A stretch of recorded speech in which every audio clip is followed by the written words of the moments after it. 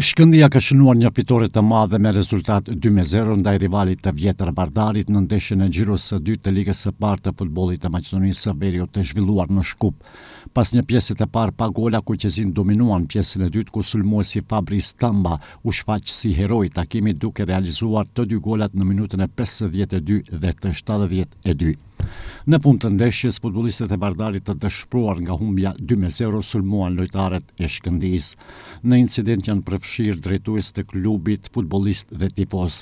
Për rastin në fjalë, tani fjalën e fundit e kanë organet e FPM-s. Pas kthimit në Tetov, ekipi u prit nga një numër i madh i tifogrupit ballistët në hyrje të qytetit. Me këtë fitore në derbi, Shkëndia vazhdon ecurinë pozitive me 2 fitore nga 2 ndeshje. Pas ndeshjes, trajneri Artim Pollozhani tha se është një fitore e merituar dhe uroi futbollistët e tij për suksesin. Unë mendoj që totalisht fitore e merituar dhe kjo është merit e çunave sepse kanë bërë një ndeshje jashtëzakonisht mirë. Nuk ishin të mira pjesa e parë e fillimi i ndeshjes, por që është normale në këto kushte që ne kemi luajtur sot, është jashtëzakonisht që të futesh në ritëm. Dhe duke pas parasysh që ne vishim nga një ndeshje e vështirë në Skoci, përveç pjesës së parë ose 20 minutëve të parë të ndeshjes, gjithçka unë mendoj që gjithçka foli për ne. Dhe kështu që merita patjetër që u takon djemve sepse kanë bërë një ndeshje jashtëzakonisht mirë. Autori i 2 golave, Tamba, pas përfundimit të ndeshjes u shpreh i lumtur për 2 golshën dhe performancën e skuadrës.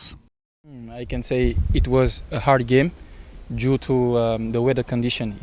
It was very hot. Mund të them se ishte një ndeshje vështirë për shkak të kushteve klimatike, sepse ishte shumë nxehtë, por ne bëm mirë. U futëm në pjesën e dytë me një mendësi tjetër.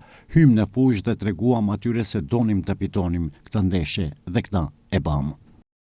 Në ndeshje tjera të xhirosë së dytë u regjistruan këto rezultate: Skopje Struga Trim Lum 1-1, Shkëndija Raqina Sileksi 1-1, Bashkimi Tikveshi 0-5 dhe Bregallnica Arsimi 4-0.